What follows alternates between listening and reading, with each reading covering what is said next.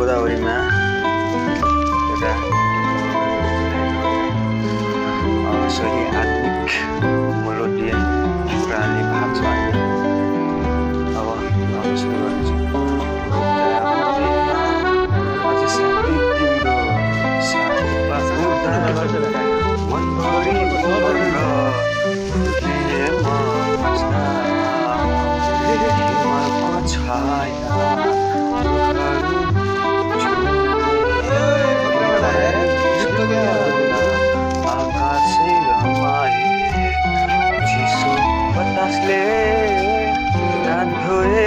गयो तिम्रो त्यो स्पर्श झन् नजिकायो झर्नाको घुममा सपना गुन्जी हामी दुई साथ यति रमाए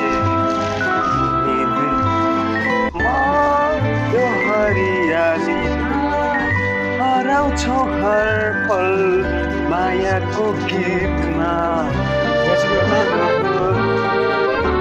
गोदावरीको सुगन्ध सबै हाम्रो माया जस्तै रमायो भनौ गोदावरीको सुगन्ध रहोस् सबै हाम्रो माया जस्तै अमर रहोस्। Meteorological data station weather station हाम्रो यो जुन बक्स छ यो बक्सको भित्र चाहिँ थर्मोमिटरहरू छ जसमा म्याक्सिमम टेम्परेचर मिनिमम टेम्परेचर हुन्छ। यो जुन भाँडामा पानी देख्नुभयो तपाईँले यसलाई भन्छ इभापोरेसन प्यान। यो चाहिँ हाम्रो वर्षनी कति पानी चाहिँ कति इभापोरेट भएर गयो भनेर यसमा मेजरमेन्ट हुन्छ।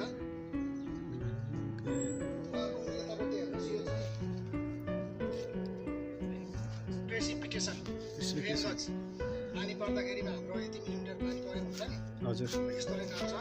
यो चाहिँ हाम्रो म्यानुअल हो भने यो दुईटा चाहिँ अटोमेटिक हो। अर्को यो चाहिँ सनसाइन ड्युरेसन यहाँ चाहिँ कति घन्टा कति मिनट लाग्यो भनेर चाहिँ यसले रेकर्ड गर्छ। यो त भयो म्यानुअल पार्ट भने हाम्रो यो चाहिँ जुन देख्नु भएको छ यो चाहिँ अटोमेटिक वेदर स्टेसन भन्छ। पहिलाको पुरानो चाहिँ यो हो अहिले त्यति काम गर्दैन यसको सट्टम लिएर आएको। र यो चाहिँ म्यानुअल पार्ट चाहिँ हामी मान्छेले रेगुलर यसको टाइममा चाहिँ बिहान बेलुका रिडिङ लिएर यसको उसमा राखेको हुन्छ भने यो चाहिँ तपाईँको हामी यहाँ नआइकन हामीले बाहिरबाट नेटबाट पनि हेर्न सकिन्छ।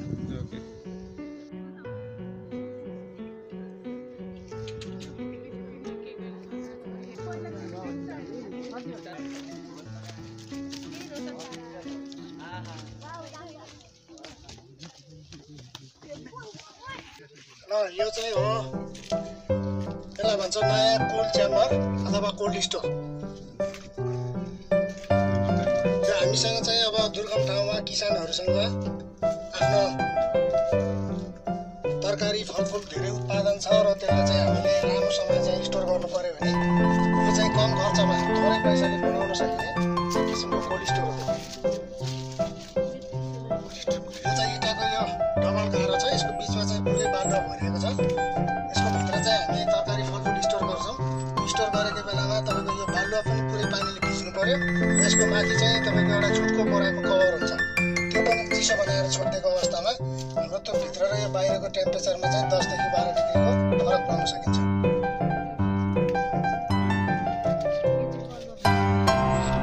यो यदि हामीले बनाउने 10-12 हजारमा चाहिँ बनाउन सकिन्छ।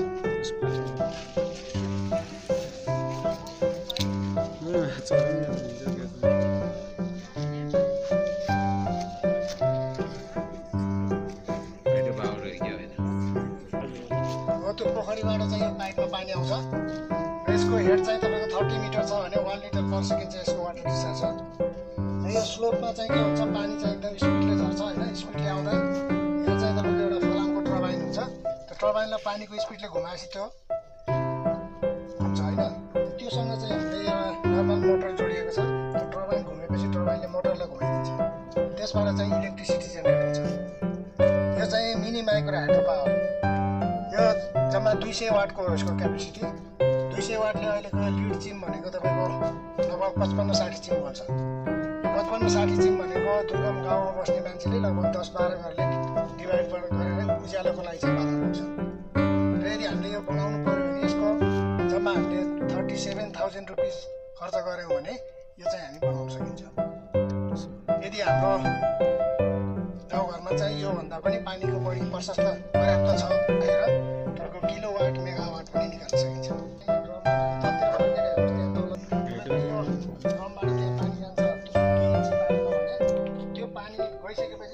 त्योभन्दा 5 गुणा माथि जान्छ पानी।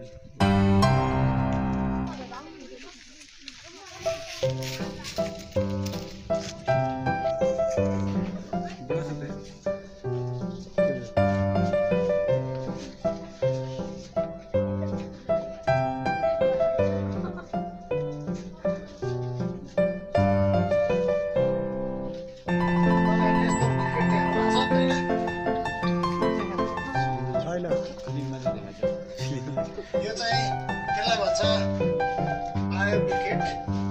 यो हाम्रो घरवरिपरि गाइने चाहिँ अनवान्टेड बायोमास। जस्तै अहिले जहाँ चाहिँ तपाईँको यो वनमारा फुलिरहेको छ नि, वनमारा वन जङ्गलमा पनि सबै राम्रै चिज हुँदैन त, नराम्रो काँडाकुँडीहरू। हामी गाउँमा बस्ने मान्छेले विशेष गरी चाहिँ गाई बस्तुमा डाले घाँस रुचाउँछ होइन, घाँस खाइसकेको चित्राहरू। जब त्यो कोइला बनाउने तरिका हुन्छ नि, गाउँघरतिर मान्छेले खाल्डो खनेर बनाउँछ होइन सक्छ। त्यसैले यो सानो खाल्डो खन्ने र तपाईँले कलेक्ट गरेको बायोमासलाई त्यो खाल्डोमा चाहिँ जलाउने। जब जलेर रातो हुन्छ फेरि जलेर खरानी बनाउने होइन है, हामीले कोइला बनाउनु पर्ने हुन्छ। त्यो जल्ने बेलामा हामीले अलिकति ध्यान दिनुपर्ने हुन्छ। र जलेर जब रातो अवस्था हुन्छ वरिपरि यस्तो नरम खालको घाँस अथवा प्लेन जस्ताबाट राखेर चाहिँ माथिबाट फेरि माटोले पुरै एयर टाइट हुने गरी बन्द गर्नुपर्छ। त्यो एयर सर्कुलेसन भयो भने त्यहाँ चाहिँ त्यो सबै खरानी हुन्छ होइन। एयर टाइट भयो भने तपाईँले यस्तो किसिमको कालो कोइलाहरू पाउनुहुन्छ। त्यो निकालेर चाहिँ हामीले धुलो बनाउने पाउडर होइन, धुलोमा 1 किलो चाहिँ क्ले सोइल दुवैलाई मिक्स गरेर पानीले मुस्ने। त्यसपछि यस्तो किसिमको एउटा साँचो हुन्छ, अनि साँचो चाहिँ किन्नुपर्ने हुन्छ। त्यो साँचोमा त्यो तपाईँले मिक्स गरेको कच्चा पदार्थलाई त्यसमा बेसी बाहिर टाइट बनाएर खाने, निकालेर घाममा सुकेपछि यस्तो छिटो हुन्छ। अब तपाईँले यस्तो चुलोमा राख्ने धुवा चाहिँ आउँदैन जस्तो होइन, हिटर जस्तो देख्छ बाहिरबाट हेर्दा, तर हल्का निलो फ्लेम हुन्छ। तर धुवा चाहिँ आउँदैन। हामीले कोइला बनाउँदा यसको धुवा बेसी आउँछ। र अर्को नजान्ने वस्तुहरू हुन्छ नि, जस्तै कापी किताबहरू तपाईँले कुनै चिज किनेर ल्याउनु,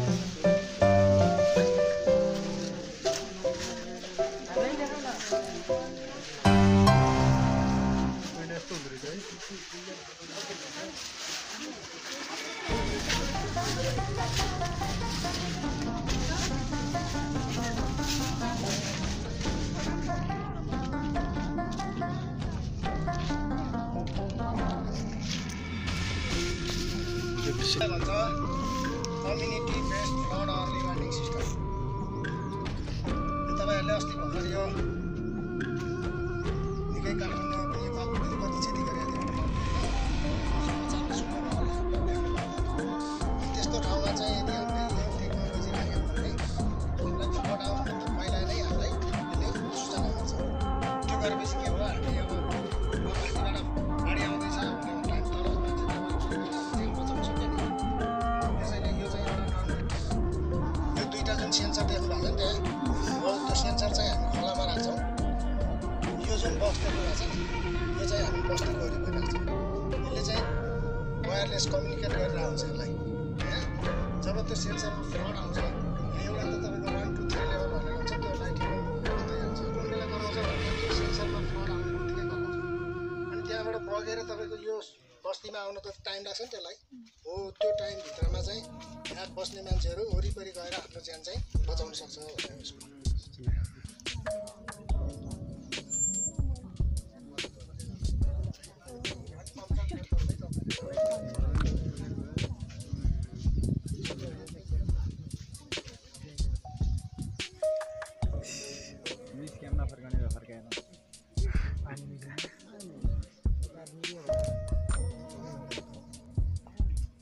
पानीको तल्लो पोखरीबाट पानी आउनुपर्ने, मान्छे पुगेन, नत्र डेमो देखाइदिनु।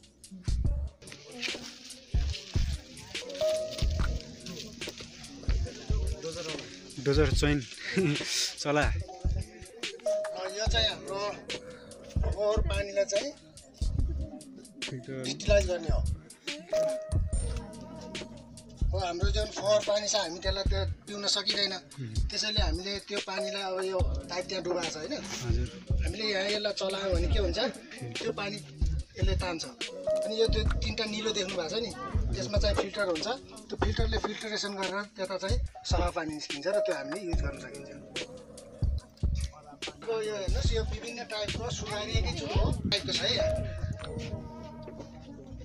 त्यतापट्टिको त्यो चारमुखी चुलो जुन चाहिँ त्यो भनौँ एउटा कुनै सानोतिनो व्यवसाय गर्ने मान्छेले युज गर्न सक्छ यो चाहिँ तपाईँको एउटा पर्सनल हाम्रो फ्यामिलीलाई युज गर्न मिल्ने हो यतापट्टिको अलिक ठुल्ठुलो भाँडा हामीलाई बसाल्नु पऱ्यो भने युज गर्न मिल्ने एकमुखी चुला र यो चाहिँ तपाईँको एउटा सानोतिनो होटेल चलाउने मान्छेले पनि युज गर्न मिल्ने दुईमुखे भयो भने यो चाहिँ अलिकति इन्डस्ट्री लेभलतिर कुनै कुराहरू धेरै बोइल अथवा स्टिम गर्नु छ भने यो सुधाएको चुलो कस्तो खतरा हो किसिन्छ म भित्र के दस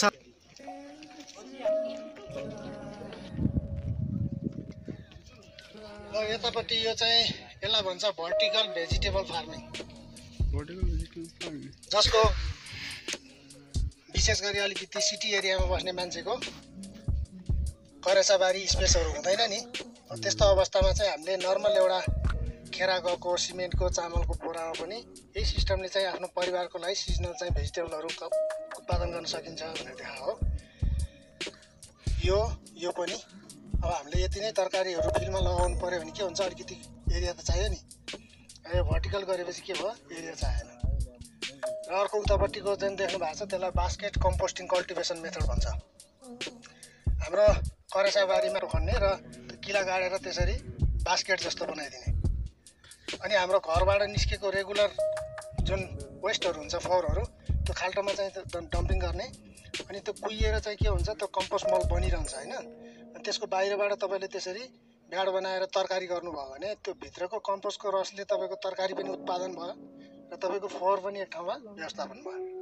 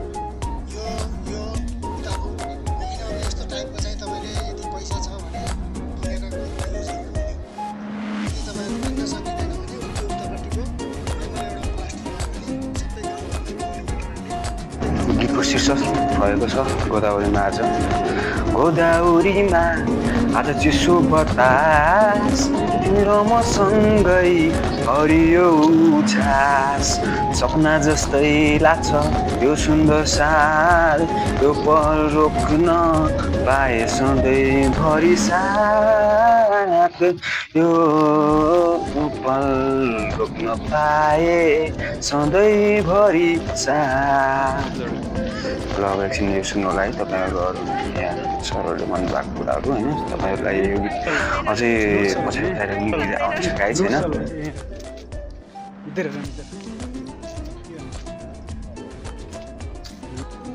अब यो इन्कम जेनेरेसनको पार्टमा चाहिँ हाम्रो एउटा चाहिँ यो मसरुम फार्मिङ पनि छ।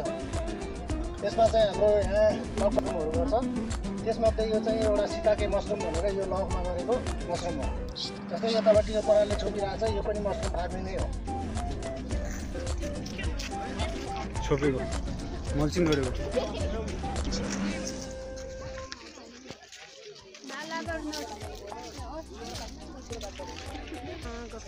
फेरि कल्ती जानुपर्छ फेरि छ हेर्दै गर्नु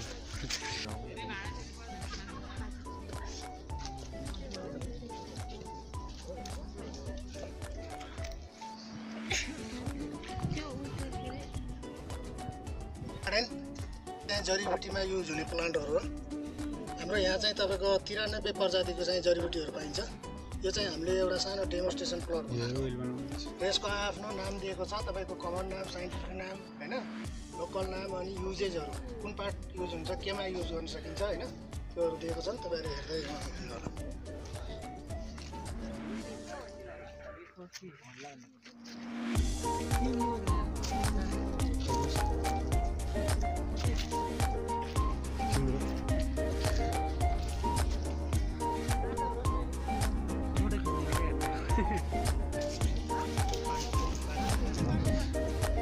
मलाई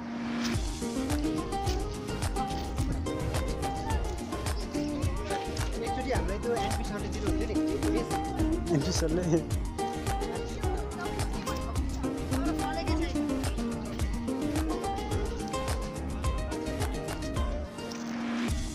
यस्तो हुन्छ प्लान है।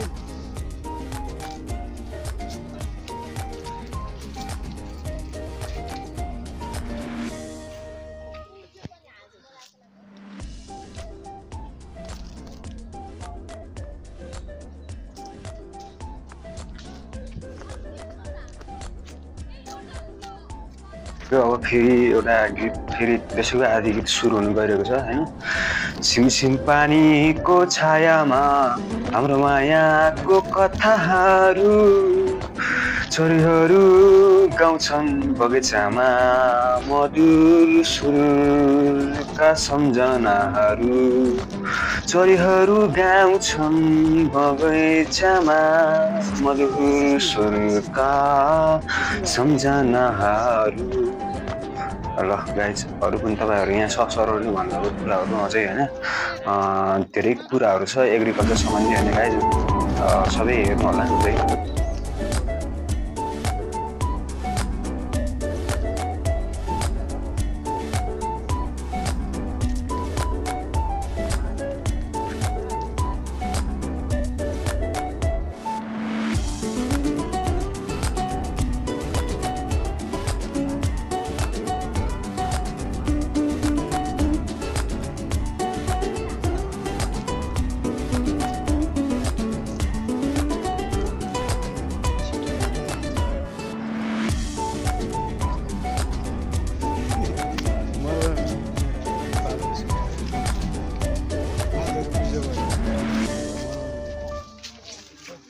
मेनोर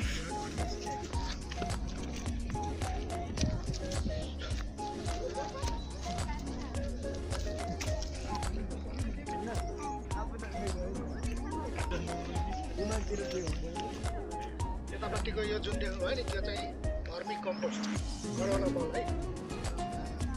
अनि यो चाहिँ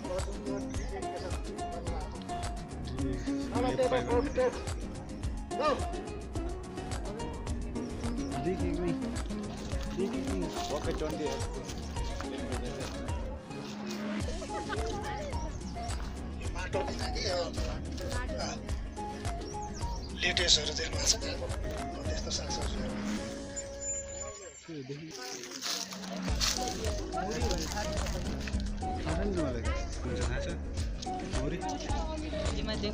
पानी फिल्टर नर्सरीमा घुसे नर्सरी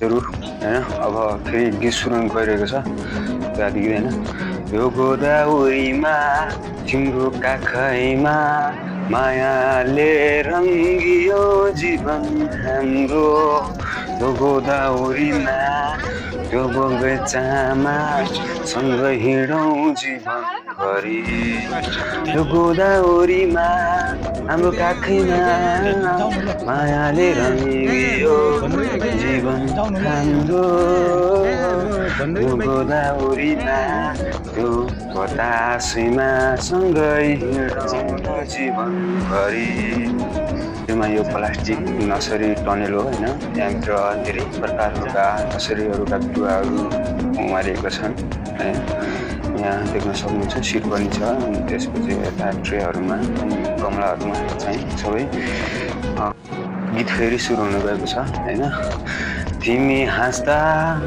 फुल झरिन्छ यहाँ तिम्रो नजरले नै रङ्गिन्छ जहाँ हात समाई हिँडौँ त्यो बाटो पहाड यो मायाको संसार रहोस् यो मायाको संसार रहोस् हात समाई हिँडौँ त्यो बाटो पर तिम्रो नजरले रङ्गिन्छ जहाँ तिमी हाँस्दा फुलहरू झरिन्छ यहाँ झरनाको धुन माटोको सुबास तिमी र मसँगै हरियाली आउँछ यो मुटुको धड्कन यो मनको साँझ गोदावरीमा रमाउँछु